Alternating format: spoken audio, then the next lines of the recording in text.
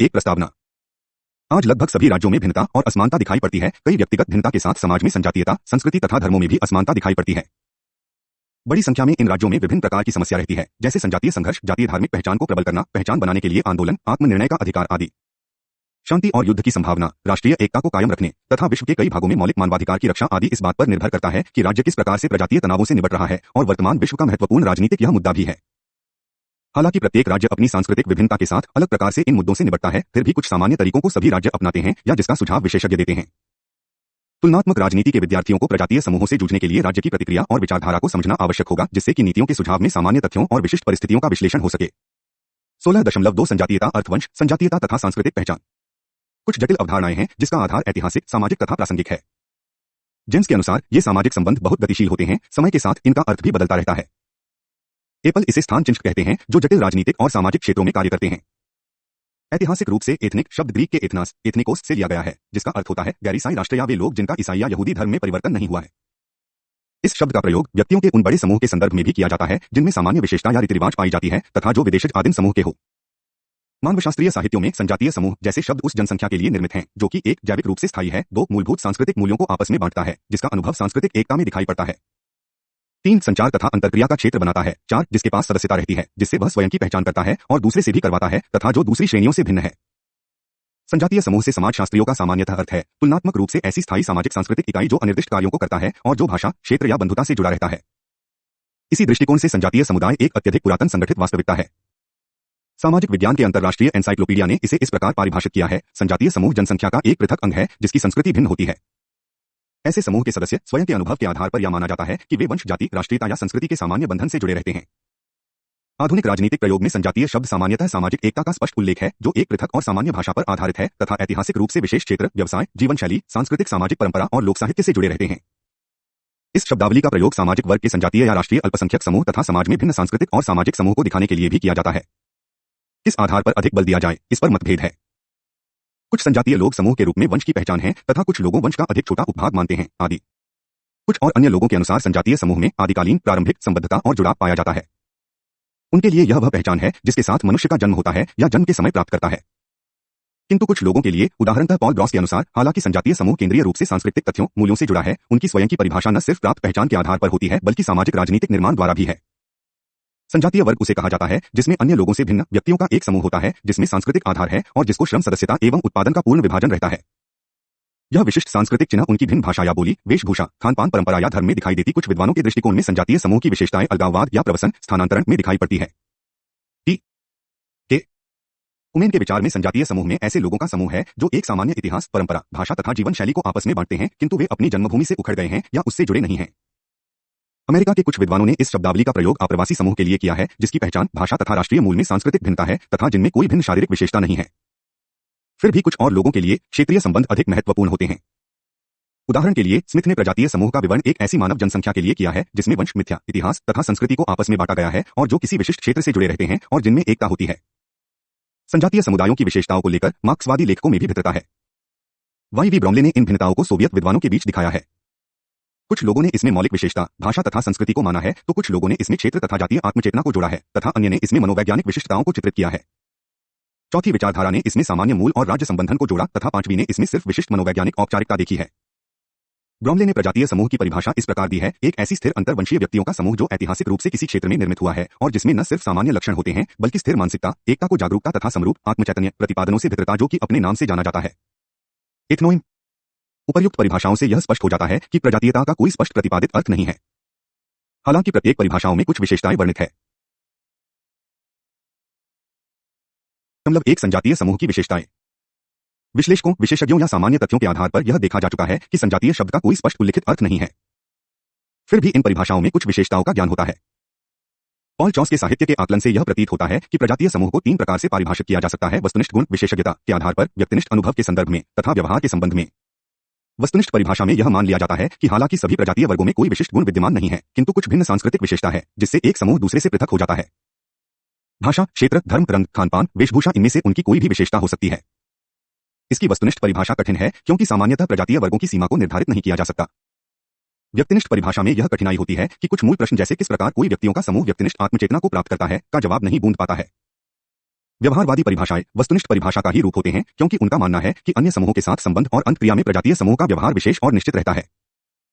व्यवहारवादियों का मानना है कि प्रजातीय समूहों के बीच सांस्कृतिक भिन्नता है जो अन्य समूहों के साथ व्यवहार करने में उभर कर सामने आता है, किंतु उनके व्यवहार और अंतःक्रिया में सुस्पष्ट संहिता रहने के कारण यह जटिल समाज की अपेक्षा साधारण समाज में अधिक विशिष्ट, व्यापक और प्रत्यक्ष रहते हैं, क्योंकि ये लोग अपनी पृथकता को विशिष्ट गुणों के कारण स्थापित कर सकते हैं बिना किसी भिन्न व्यवहार संहिता को अपनाए हुए भी।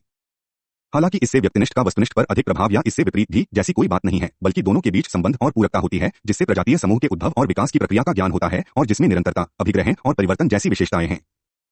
ऐसे संयुक्त परिप्रेक्ष्य का प्रतिपादन समन्वयवादियों ने किया है। समन्वयवादी विचारधारा से प्रभावित होकर उर्मिला फाडनिस ने संजातीय समूह की परिभाषा इस प्रकार दी है: व्यक्तियों का ऐतिहासिक रूप से निर्मित समूह जिसका किसी विशिष्ट क्षेत्र से वास्तविक या काल्पनिक संबंध हो तथा जो समान समूहों के साथ अपनी मान्यता और मूल्यों को बांटता हो और दूसरों द्वारा उसे पहचान प्राप्त हो सके। इस परिभाषा में प्रजातीय समूह के 5 गुण दिखाई पड़ते हैं: क वास्तविक या मान्य ऐतिहासिक जड़ों में व्यक्तिनिष्ठ विश्वास, ख एक सांकेतिक या वास्तविक भौगोलिक केंद्र, ग कुछ आपस में बांटने वाले प्रतीक जैसे जाति, भाषा, धर्म, वेशभूषा, खानपान या इनमें से कुछ प्रतीकों का संयोग जो हालांकि भिन्न और लचीला है, वह जातीय पहचान का स्पष्ट आधार है। घ मान्य विशिष्टता या समूह स्वरूप की जागरूकता, 80 दूसरों द्वारा समूह विभिन्नता को स्वीकार करना। जो सबसे महत्वपूर्ण है वह आत्मज्ञान तथा दूसरों द्वारा स्वीकृत स्तर है, और यही आत्मबोध सभी परिभाषाओं में प्रतीत होता है। मैक्स वेबर ने उदाहरण स्वरूप जातीय समूह की परिभाषा इस प्रकार की है: वैसे मानवीय समूह जिनमें परंपराओं के वास्तविक रूप में समानता के कारण या उपनिवेशन और प्रवसन के कारण अपने सामान्य वंश पर निष्ठा रखते हैं, क्योंकि यह विश्वास अवंशीय सांप्रदायिक संबंध के लिए महत्वपूर्ण हो जाता है।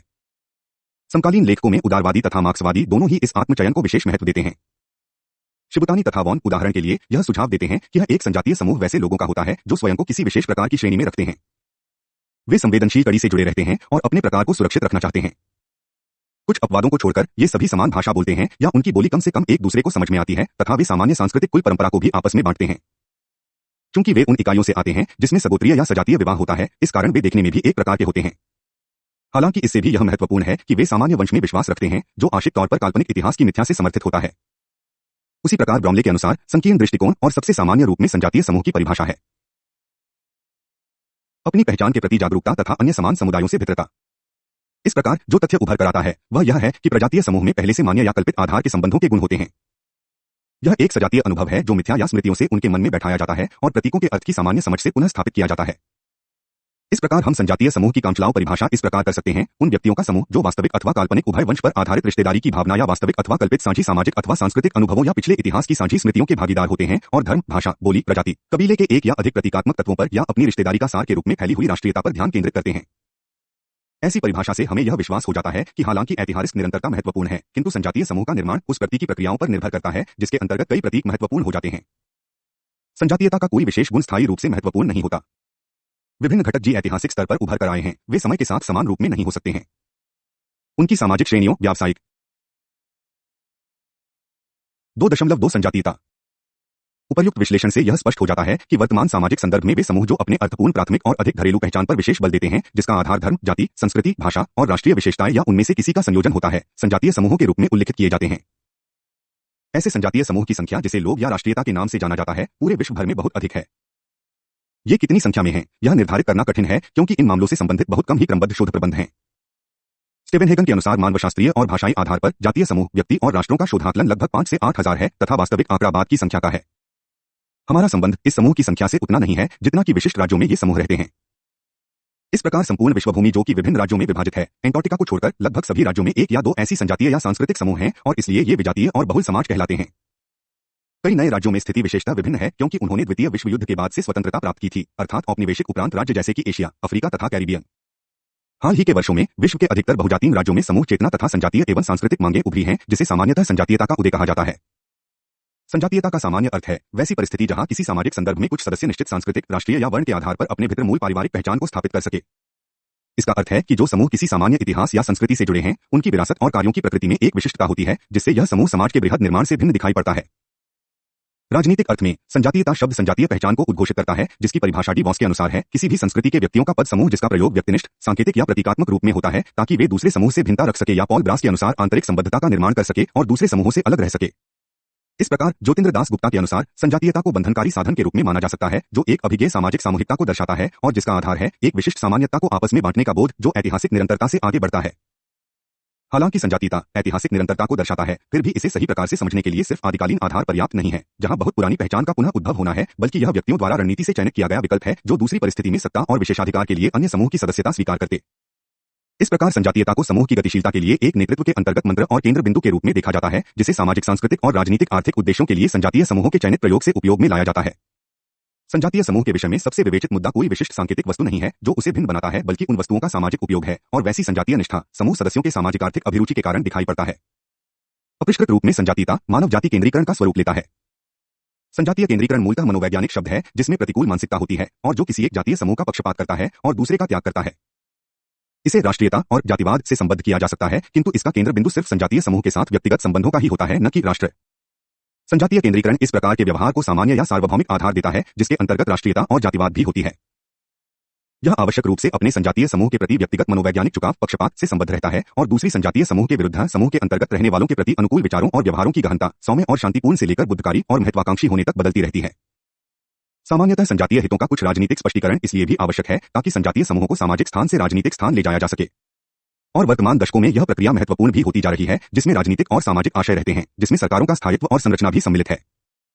इस प्रकार के बदलाव के कई कारण हैं। इनमें से कुछ कारणों का अध्ययन आप संजातीय आंदोलन की इकाई में पढ़ेंगे। 16.3 संजातीयता तथा राज्य। ऊपर हमने यह देखा कि बहुसंख्यक समाज बहुजातीय और बहुसांस्कृतिक हैं। इनमें से कई परेशानी में भी हैं। कुछ ने तो यह सिद्ध कर दिया है कि वे संजातीय राष्ट्रीय आधार पर भाईचारे का न तो निर्माण कर सकते हैं और न ही उसे कायम रख सकते हैं। किसी राष्ट्रीय समूह के सदस्य दूसरे समूह सदस्य के अधिकार और इच्छाओं के प्रति उदासीन रहते हैं। आर्थिक कारणों से हुए अंतर्राष्ट्रीय प्रक्षण से यह और भी अधिक बढ़ गया है। फिर भी कई राज्यों में संजातीय मुद्दों को नजरअंदाज करने की प्रवृत्ति आ गई है। हालांकि ज्यादातर राज्य बहुजातीय हैं, सिर्फ कुछ ने इसे स्वीकार किया है और उससे भी कम ने अपनी बहुजातीयता के लिए संवैधानिक या अन्य कानूनी प्रावधान बनाए हैं। यहां तक कि प्रजातांत्रिक राज्यों का भी कथन है कि सभी नागरिकों के लिए समान अधिकार और अवसर इसलिए उपलब्ध कराए गए हैं ताकि विशेष जातियों की सांस्कृतिक विशिष्टताओं को सम्मानित किया जा सके। जैसा कि विल किमलिका का कथन है कि निम्नांकित विशिष्ट आधार पर उदारवादी प्रजातांत्रिक राज्य ऐतिहासिक रूप से राष्ट्र निर्माण का कार्य करते हैं। उन्होंने राज्य क्षेत्र के सभी नागरिकों को सामान्य भाषा में कार्यरत सामान्य लोक संस्थान से जुड़ने के लिए प्रेरित और कभी-कभी बाध्य किया है। राज्य ने भी विभिन्न रणनीतियों को अपनाया है जिससे वे भाषाई और संस्थागत संगठन के उद्देश्य को प्राप्त कर सके। नागरिकता तथा नागरिकता प्रदान करने के कानून, शिक्षा कानून, भाषा कानून, लोक सेवा रोजगार की नीतियों, सेना सेवा, राष्ट्रीय संचार आदि। साथ ही संजातीय राष्ट्रीयता की सत्यता की पृष्ठभूमि में राज्यों ने भी संजातीय समूह के लिए आवश्यक प्रारूप अपनाए हैं। ये रणनीतियां सामान्यतः 3 श्रेणियों में वर्णित हैं: आत्मसातकरण, बहुलवाद तथा अनुकूलन। 16.4 आत्मसातकरण तथा एकीकरण, मेल्टिंग पॉट मॉडल। हालांकि विश्व के अधिकांश राज्य बहुजातीय और बहुराष्ट्रीय हैं, उन्होंने एक न एक बार अपने नागरिकों के बीच राष्ट्रीय पहचान के निर्माण का प्रयास किया है और यह चेष्टा की है कि समानांतर प्रतिस्पर्धात्मक राष्ट्रीय पहचानों को दबाया जाए जो कि राष्ट्रीय अल्पसंख्यकों में रहता है। राष्ट्र राज्य का सिद्धांत राष्ट्रीय एकता और समरूपता को सर्वोच्च मूल्य के रूप में उद्घोषित करता है। एक राष्ट्र एक राज्य का मूल्य तभी प्राप्त हो सकता है जब हम नीति की उस प्रक्रिया को बनाएं जिससे गौण जातियां और राष्ट्रीयता तेजी से आत्मसात, संगठित या समायोजित हो सके। इन आत्मसातकरण की नीतियों के पीछे यह विचारधारा होती है कि सांस्कृतिक रूप से विभिन्न जातियां लुप्त हो जाएं और एक बृहद समाज में पिघलकर उनमें समा जाएं, जैसे संयुक्त राष्ट्र। इसलिए इसे मेल्टिंग पॉट अवधारणा कहा जाता है। मेल्टिंग पॉट, जो मूल रूप से आंग्ल-यहूदी लेखक इज़राइल ज़्मुविल द्वारा प्रतिपादित किया गया है, उन्होंने इसी नाम से 1908 में न्यूयॉर्क में अपने नाटक का प्रदर्शन किया और इस शब्द से अमेरिका में 19वीं शताब्दी में आए हुए प्रवासियों को संबोधित किया। उन्हें स्वयं को अमेरिकी सोचने के लिए प्रोत्साहित किया गया, जिससे उनकी मूल संस्कृति धीरे-धीरे पिघलकर विलीन होने लगी और जैसा कि कुठालिया घर या मेल्टिंग पॉट की प्रक्रिया में होता है कि वह चमकती हुई नई मिश्रधातु का ही एक भाग बन जाता है। आत्मसातकरण की प्रक्रिया के कारण, जिसे राज्य ने भी बढ़ावा दिया है, सभी लोग अमेरिकी में परिवर्तित हो गए और एक सामान्य संस्कृति को आपस में बांटने लगे। आत्मसातकरण नीति के समर्थकों ने यह सुझाव दिया है कि बहुराष्ट्रीय राज्यों में राज्य की एजेंसियों को राष्ट्र निर्माण की पूर्वापेक्षा के लिए समावेशन और आत्मसातकरण की नीतियों को अपनाने की आवश्यकता है। अन्यथा अंगीभूत राष्ट्रीयता, नागरिकता, समूह हित के लिए संपूर्ण राजनीतिक व्यवस्था में एक बड़ी मांग रख सकते हैं या देश के अंदर ही किसी क्षेत्रीय टुकड़े पर अपना नियंत्रण या फिर पूर्ण प्रभुसत्ता संपन्न राष्ट्र की भी मांग कर सकते हैं। हालांकि कुछ प्रेक्षकों के सुझाव के अनुसार बहुसंख्यक संस्कृतियों में समावेशन नहीं होता है। उनके अनुसार चूंकि सामाजिक सांस्कृतिक पहचान एकनिष्ठ होती है, इसलिए विभावक भी है। उन्हें धर्मनिरपेक्ष सार्वभौमिक नीतियों के आधार पर अशक्त कर देना चाहिए यदि उसे पूर्ण रूप से बदला नहीं जा सके। संगठनकर्ताओं द्वारा 2 सुझाव दिए गए हैं। पहला प्रमुख प्रकार है जिसमें सिर्फ एक ही आदिकालीन पहचान को वैध माना गया है। यहाँ की राष्ट्रीय संस्कृति एक प्रबल सांस्कृतिक मुख्यधारा की तरह है जिसमें दूसरी संस्कृतियां घुल मिल जाती हैं। मुख्यधारा की संस्कृति में समीकृत हो जाना अल्पसंख्यकों की राष्ट्रीयता और देशभक्ति का एक वास्तविक मापदंड है। दूसरा समरूप ढांचा, जिसका यह मानना है कि पुरानी पहचान धीरे धीरे विलीन हो जाती है और एक नए व्यक्ति, प्रजातांत्रिक और समाजवादी व्यक्ति का उदय होता है जिसमें व्यापक राजनीतिक पहचान होती है और सभी नागरिकों का राज्य के साथ समान संबंध होता है। सामान्यतः आत्मसातकरण अवधारणा में व्यक्ति के अधिकार, नैतिक बाध्यता और विशेषाधिकारों को स्वीकार किया जाता है, जिसमें भिन्न सामूहिक अस्तित्व को निम्न महत्व दिया जाता है तथा संपूर्ण राज्य को जनसंख्या को एक सामान्य पहचान के साथ आत्मसात किया जाता है। किंतु अनुभवों के आधार पर यह देखा गया है कि व्यक्ति के अधिकार और स्वतंत्रता, समानता और भाईचारा महत्वपूर्ण होते हैं और ये मानव इतिहास की उपलब्धियों का भी प्रतिनिधित्व करते हैं, किंतु स्वयं में वे जातीय मुद्दों से जूझने के लिए सक्षम नहीं है। इस अवधारणा का सैद्धांतिक तर्क और आनुभाविक तथ्य भी समर्थन करते हैं। सैद्धांतिक आधार पर राज्य और राष्ट्र को एक दूसरे के अनुरूप करने में अन्य सभी राष्ट्रीयताओं को उनकी विशिष्ट स्थिति के कारण संकुचित हो जाना पड़ता है। इस प्रकार जैसा कि एक्टन ने उल्लेख किया है कि उस प्रधान अंग में मानवीयता और सभ्यता का स्तर जो समुदाय के सभी अधिकारों पर दावा करता है, निम्न जातियों को मिटा दिया जाता है या अवैध घोषित कर दिया जाता है, अन्यथा उन्हें निर्भरता की स्थिति में ला दिया जाता है। इतिहास में कई जगह ऐसी कोशिश की गई है जिससे जाति सहार उपायों से जातीय नक्शे को साफ किया जा सके। हाल के इतिहास में ऐसे साफ कर देने के कदम कई जगह उठाए गए हैं, जैसे हिटलर के अंदर यहूदियों और जिप्सियों के प्रति, स्टालिन के अंदर क्रोमियन तातर, बोल्गा जर्मन्स, चेचन इगुश के प्रति, रवांडा और बुरुंडी में तुत्सी और मुकु दोनों के प्रति, दक्षिण पूर्वी एशिया के कुछ भागों में समुद्र पार चीनियों के प्रति, इराक में कुरियों के प्रति इत्यादि। इसे क्रूर एक पक्षीय बहिष्करण द्वारा किया जाता है। युगांडा से एशियाई, पूर्व केंद्रीय यूरोप से जर्मन आदि संजातीय नक्शों में समरूपता लाने के लिए सहमति या भय के परिणाम से लाया गया जनसंख्या का आदान प्रदान एक दूसरी प्रणाली है। उदाहरण के लिए टर्की से मिलनिच को तथा ग्रीस से टर्क कोह, ग्रीस से मेसोडोनियन बल्गर्स को और बुल्गारिया से हेलेनिच कोह, पाकिस्तान से अधिकतर हिंदू और सिख तथा भारत से कई मुसलमानों को, अरब से लगभग सभी यहूदियों को उस क्षेत्र से जो अब इजराइल बन गया है, इन सभी में जातीय नक्शों में समरूपता लाने की चेष्टा की गई है। किंतु इन सभी से क्या प्राप्त होगा? इतिहास में यह पाया गया है कि राज्य द्वारा विभिन्न जातीय समूह को अपेक्षाकृत संजातीय राष्ट्रीय संस्कृति में निर्मित करने में कई दशक बीत जाते हैं और फिर भी ये विशिष्ट संजातीय विदेशी अंतः क्षेत्र छोड़ जाते हैं, जैसा कि आधुनिक फ्रांस और स्पेन में पाया जाता है। यह दर्शाया गया है कि फ्रांस में फ्रेंच को राष्ट्रीय भाषा बनने में 400 वर्ष लगे, जो 1539 में उस राष्ट्र की सरकारी भाषा के रूप में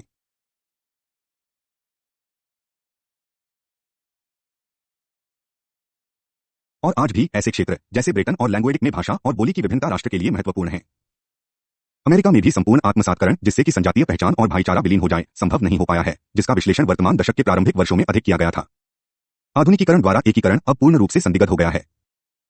प्रचुर रूप में उत्पन्न अलगाववादी आंदोलनों का अनुभव जो स्वायत्त जीवन की मांग कर रहा है, अब बहुत आम हो गया है, विशेषकर आधुनिकीकरण से प्रेरित होकर। वास्तव में विपरीत मान्यता आज सत्य सिद्ध हो रही है, अर्थात बहुजातीय राज्यों में आधुनिकीकरण आत्मसंकल्प के लिए दृढ़तापूर्वक सक्रियता लाने की चेष्टा करता है।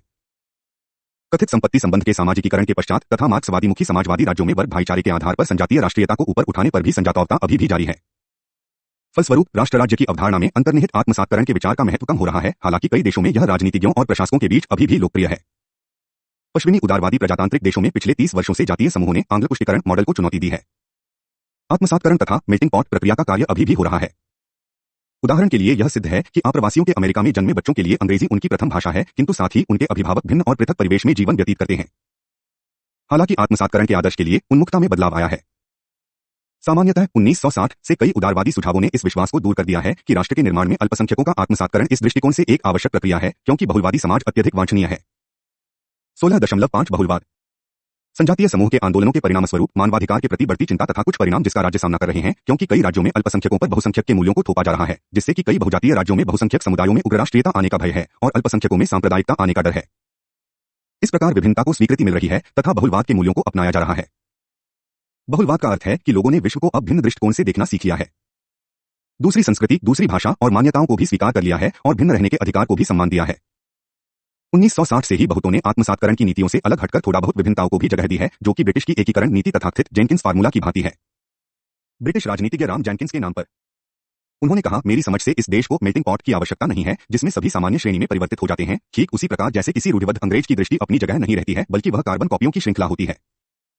इसलिए एकीकरण की परिभाषा में आत्मसातकरण की समतल प्रक्रिया को नहीं कहता, बल्कि आपसी सहिष्णुता को वातावरण के साथ सांस्कृतिक विभिन्नता को कहता हूं। शैक्षिक एवं नीति निर्धारकों द्वारा बहुलवाद को एक उदारवादी नीति के रूप में देखा गया है, जिसने संजातीय एवं वंशीय समूहों को अपनी पैतृक संपत्ति और विशिष्टता को कायम रखने में सक्षम रखा है। पॉल ब्रॉस के सुझाव के अनुसार यह एक ऐसी प्रणाली है जिसमें किसी एक समूह के विचार, मूल्य, संस्कृति या भाषा को दूसरे समूह पर प्रतिरोपित नहीं किया जा सकता। बहुलवाद दृष्टिकोण व्यक्तिगत अधिकार एवं विशेष अधिकार के साथ सामूहिक खंडों को भी स्वीकार करता है तथा राज्य के व्यक्तित्व के विकास में विभिन्नता की भूमिका को दर्शाता है। बहुलवाद के साथ जुड़ी यह विभिन्नता रॉबर्ट और क्लिफ्टन के अनुसार 3 क्षेत्रों में अंतर्निहित है: सांस्कृतिक, सामाजिक, संरचनात्मक तथा मनोवैज्ञानिक। बहुलवाद के विषय में मूल रूप से यह मानना है कि राष्ट्रीय प्रयासों की संबद्धता और समन्वय समायोजित प्रतिक्रियाशील प्रारूप में अधिक संभव होगा। सामान्य विचारों, हितों और आशंकाओं के समन्वय से विविधता असंगत रहती है तथा जहां की विशिष्ट अभिव्यक्ति राष्ट्रीय हितों से बेमेल रहती है, वहां कुछ उपराष्ट्रीय विश्वासों का जारी रहना उसे राष्ट्रीय विरोधी नहीं मानना चाहिए। इस दृष्टिकोण का दूसरा उपसिद्धांत यह है कि राष्ट्र राज्य का उद्देश्य लुप्त हो जाता है जब उसकी शक्ति संरचना बहुजातीय विशेषता को प्रदर्शित नहीं करती है। वास्तव में बहुलवाद को क्रियान्वित करने के लिए राज्य को उपलब्ध कई साधन है। इनमें सम्मिलित है संजातीय आधार पर पृथक किए गए निर्वाचक गण का निर्माण, सरकार में आनुपातिक प्रतिपूरक प्रतिनिधित्व, संजातीय आधार पर आत्मसातकरण, क्षेत्रीय इकाइयों में शक्ति का हस्तांतरण, निषेधाधिकार शक्ति का निर्धारण तथा संजातीयता संबद्ध सरकारी निर्णयों पर नियंत्रण संतुलन, नौकरशाही और विधायी निकायों में जातीय कोटा की शुरुआत, निम्न स्तरीय अल्पसंख्यकों में क्षतिपूरक सामाजिक और आर्थिक लाभों को उपलब्ध कराना, सरकारी शक्तियों के प्रयोग के लिए संवैधानिक कानूनी गारंटी का निर्माण या जातीय अंधविश्वास या निष्पक्षता लाना। इन सभी साधनों का उनका अपना परिणाम होता है तथा उनकी उपयोगिता और प्रभावशालीता प्रत्येक की विशिष्टता पर निर्भर करती है। हालांकि सामान्य जानकारी के लिए इनमें 2 पहलू होते हैं, एक नीति निर्धारण और कार्यान्वयन से संबंधित रहता है और दूसरा राजनीतिक संरचना से संबद्ध। नीति के क्षेत्र में सबसे महत्वपूर्ण है भाषा तथा शिक्षा से संबद्ध प्रश्न, संसाधनों का वितरण या आवंटन तथा समूह या समुदाय के अधिकार। संरचनात्मक आधार पर महत्वपूर्ण मुद्रा है राजनीतिक शक्ति का बंटवारा। आज बहुलवाद में सबसे अधिक जिस नौती की बात हो रही है वह है बहुसांस्कृतिक चाय। 5.1 बहुसांस्कृतिकवाद। बहुसांस्कृतिकवाद शब्द में सांस्कृतिक बहुलवाद के कई रूप हैं। कुछ लोगों द्वारा स्वीकृत तथा अन्य द्वारा अस्वीकार की जाने वाली बहुसांस्कृतिकवाद विवादास्पद रही है क्योंकि यह माना गया है कि राष्ट्रीय एकता को पारंपरिक अवधारणा से यह तालमेल नहीं रख सकती। बोलचाल की भाषा में बहुसांस्कृतिकवाद का अर्थ है राष्ट्र के अंदर बहुसंस्कृतियों का एक साथ होना। इसके पीछे मूल भाव है कि आप्रवासी अपनी पुरानी परंपरा जो उनके खानपान, वेशभूषा, धर्म आदि से जुड़ी है, उनको जारी रखने के लिए तथा एक दूसरे के साथ जुड़ने के लिए स्वतंत्र हैं। उदारवादी बहुसांस्कृतिकवाद संजातीय एवं सांस्कृतिक पहचान के सिद्धांत के रूप में तथा राजनीतिक संस्थानों के साथ संबंध के कारण जिसका कनाडा के राजनीतिक दार्शनिक बिल किमलिका ने विस्तृत चित्रण किया है, सांस्कृतिक आत्मविश्लेषण संजातीय पहचान के लिए एक मुख्य स्रोत है तथा प्रजातांत्रिक एवं बहुजातीय उदारवादी राज्यों में राजनीतिक संगठन का भी मुख्य रूप है। संजातीय पहचान राजनीतिक स्थिरता के लिए मुख्य आचार बनता है और फलस्वरूप यह सबसे दृढ़ राजनीतिक शिकायत भी है जिसे स्वीकार करना होगा। अर्थात सरकार के सभी स्तर पर का संस्थागत हो गया है संजातीय सांस्कृतिक लकीरों पर समूहीकरण। अनादीवी के अनुसार यह एक सैद्धांतिक स्थिति है जिसमें औपचारिक प्रकार की स्वीकृति तथा विशिष्टताओं तक पहुंच पाना पहले से ही किसी विशिष्ट सांस्कृतिक समूह की सदस्यता रहने पर उद्घोषित किया जा चुका है। राष्ट्रीय स्तर पर ऐसी बहुसांस्कृतिकवाद को नौती को 1971 में औपचारिक रूप से अपनाने वाला पहला देश था कनाडा, किंतु तब से यह कई देशों में भी अपना लिया गया है जैसे Australia, New Zealand, Sweden, Britain, Netherlands तथा अन्य स्थानों पर। इसने पश्चिम के उदारवादी प्रजातांत्रिक राष्ट्रों को राष्ट्र राज्य की परिधि में सांस्कृतिक बहुलवाद के प्रति और अधिक संवेदनशील बनाने की आवश्यकता को दर्शाया है जो अब तक सांस्कृतिक रूप से एक समझा जाता तथा जहां समाज के उन भागों तक उदारवादी नीतियों का विस्तार था जो लाभ से वंचित और राजनीति से भी अलग कर दिए गए थे। यह एक विशेष क्षण है जिसमें उदारवादी नीतियों का विस्तार है और अमेरिका में 1950 और 1960 की नागरिक अधिकार आंदोलन के पश्चात यह उसका और भी अधिक विकास माना जा सकता है। कनाडा और ऑस्ट्रेलिया जैसे देशों में बहुसांस्कृतिकवाद के 4 अर्थ होते हैं। पहला एक वर्णनात्मक अर्थ है जिसमें यह दर्शाया गया है कि राष्ट्र में कई सांस्कृतिक समूह होते हैं जिसके कारण बहुजातीय समाज का निर्माण होता है। दूसरा यह इस अवधारणा पर आधारित एक सिद्धांत है जिसमें किस प्रकार समाज को संगठित किया जाए यह चित्रित है। इसमें यह स्वीकार कर लिया गया है कि आप्रवासी अपनी भाषा और सांस्कृतिक परंपरा को कायम रखेंगे जो आने वाले उनके वंशों तक जारी रहेगा। तीसरा बहुसांस्कृतिकवाद में सामाजिक नीतियों की चर्चा है जिसके द्वारा सरकारी उत्तरदायित्व का निर्वाह होता है ताकि संरचनात्मक लाभ को हटाया जा सके और समानता तथा पहुंच को सुनिश्चित करने के लिए नीतियों को कार्यान्वित किया जा सके। चौथा यह विशेष संस्थानों के अर्थ में होता है जिसका निर्माण सहभागिता, पहुंच और समानता की नीतियों को कार्यान्वित करने के लिए होता है। संक्षेप में इस आधार पर नीतियां निर्मित हैं जिसमें विभिन्न जातीय समूहों में सांस्कृतिक पहचान को समर्थन देने तथा उनमें अंतर्क्रिया और आदान प्रदान करने से ही संपूर्ण समाज के एकीकरण को प्रोत्साहन मिलेगा। यह बहुसांस्कृतिकवाद एनी बीटमैन के अनुसार समय के साथ और तीव्र होता जाएगा न कि घटेगा तथा जिस सामाजिक मापदंड के आधार पर सामाजिक संगठन फैले हुए हैं वह संभवतः वैश्विक प्रकृति के हो जाएंगे। इस संदर्भ में बहुसांस्कृतिकवाद वैसी आनुभाविक सत्यता है जिसमें सामाजिक संगठन के क्षेत्र के सहभागी सांस्कृतिक, भाषाई तथा बहुजातीय संबंधों से जुड़े हैं और इसका परिणाम है सामाजिक संगठनों के क्षेत्र में संचार एक अंतर सांस्कृतिक विशेषता अपनाया जाता है जिसका अर्थ है सामाजिक संगठनों में नवाचार और प्रक्रियाएं। चूंकि सामाजिक आंदोलन के संविधान तथा सामाजिक परिवर्तन के गतिशीलता में प्रजातीयता, सांस्कृतिक इतिहास, लैंगिकता तथा सामाजिक लिंग की भिन्नता प्रवेश कर चुकी है। ऐसी परिस्थिति में समीकरण अथवा निष्कासन वैधानिक प्रक्रिया नहीं हो सकती जहां तक राज्य की प्रतिक्रिया का संबंध है। यह बहुसांस्कृतिकवाद की नौती से आती है। बहुसांस्कृतिकवाद समस्याहान समन्वय की दृष्टि से देखा जाता है जो व्यक्तिगत चयन को संतुलित करके प्राप्त होता है। इसका आधार है किसी भी समाज का समान सदस्य होना। सिर्फ समान अधिकार की ही हमें आवश्यकता नहीं है बल्कि हमारी पहचान का भी समान मूल्य होना चाहिए। और जैसे कि इन पहचानों को हमारी जातीय पृष्ठभूमि सूचित करती है, हमारी सांस्कृतिक परंपरा को भी नजरअंदाज नहीं किया जा सकता या व्यक्तिगत मान सम्मान को ठेस नहीं पहुंचाया जा सकता। हालांकि बहुसांस्कृतिकवाद की आलोचना कुछ क्षेत्रों से हो रही है। कुछ लोगों का यह मानना है कि बहुसांस्कृतिकवाद की नीतियां सामाजिक सामंजस्य को खतरा पहुंचा रही है जो कि स्थायी सामाजिक एवं राजनीतिक व्यवस्था को कायम रखने के लिए आवश्यक है। मूलतः बहुसांस्कृतिकवाद भेद नीति जैसी है क्योंकि प्रवासियों के लिए विशेष कार्यक्रमों को कोष संचित किया जाता है। यह भी एक व्यापक भय है कि आज आप्रवासी को संकुचित सीमित कर दिया जाएगा जिससे समाज छोटे छोटे विरोधी समूहों में बंट जाएगा। उनके अनुसार इस अवधारणा में जातीय समुदायों के बीच बेचैनी फैलेगी तथा पक्षपात और असमानता को भी बढ़ावा मिलेगा। ऐसे परिणाम पश्चिमी संस्कृति की उदारवादी और समतावादी तत्वों पर भी प्रहार कर सकते हैं। यह भी प्रस्तावित है कि संजातीय विभिन्नता को बढ़ावा देने में सरकार का कोई स्थान नहीं है क्योंकि यह महत्वपूर्ण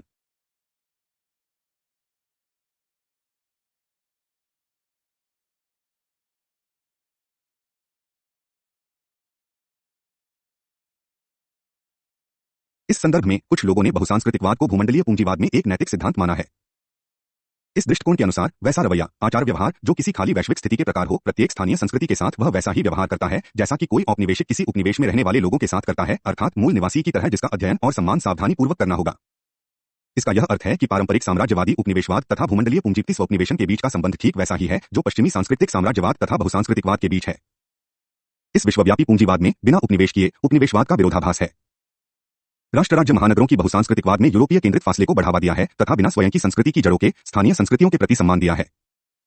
दूसरे शब्दों में बहुसांस्कृतिकवाद जातिवाद का अस्वीकृत विपरीत आत्मसंदर्भित रूप है, वैसा जातिवाद जी एक फासले का है, यह दूसरी की पहचान को सम्मान देता है। यह अन्य जातियों को स्वसीमित वास्तविक समुदाय मानता है। जिसकी और बहुसांस्कृतिकवाद अपनी विशिष्ट सार्वभौमिक स्थिति के कारण दूरी रखता है। कुछ भाष्यकार जो जातीय समूह का प्रतिनिधित्व करते हैं, उन्होंने भी बहुसांस्कृतिकवाद को मात्र सांकेतिक माना है, अर्थात जो सिर्फ प्रतीकात्मक जातीयता को बढ़ावा देता है या उन गैर आंग्ल जातीय संस्कृति के तत्वों को जो आंग्ल सेक्सन प्रधान यथापूर्व स्थिति को क्षति नहीं पहुंचाता। बहुसांस्कृतिकवाद इस प्रकार ज्यादातर समाज तथा अत्यधिक दक्षिणपंथी दल और समूह से, और इसके अलावा सितंबर के बाद से भय, आशंका तथा सुरक्षा संबंध के कारण सरकार के ठंडे रूप से गंभीर चुनौतियों का सामना कर रहा है। हालांकि इन आलोचनाओं का आधार कमजोर है और उसमें कोई अनुभाविक तत्व नहीं है। विल किमलिका के अनुसार यह सत्य है कि बहुसांस्कृतिकवाद से संबद्ध नीतियां समूह को एक पृथक और स्वशासित राष्ट्र के रूप में देखने के लिए प्रेरित नहीं करती। इसके विपरीत इनमें यह अभीष्ट है ताकि आप्रवासी समुदाय के सदस्य समाज की मुख्यधारा के संस्थानों में आसानी से भागीदार हो सके। आप्रवासी समूह अब समाज की मुख्यधारा में अधिक स्वीकृति एवं प्रत्यक्षता की मांग कर रहा है। संक्षेप में, इन बहुसांस्कृतिकवाद की नीतियों में एकीकरण के विषय में संशोधन सम्मिलित है।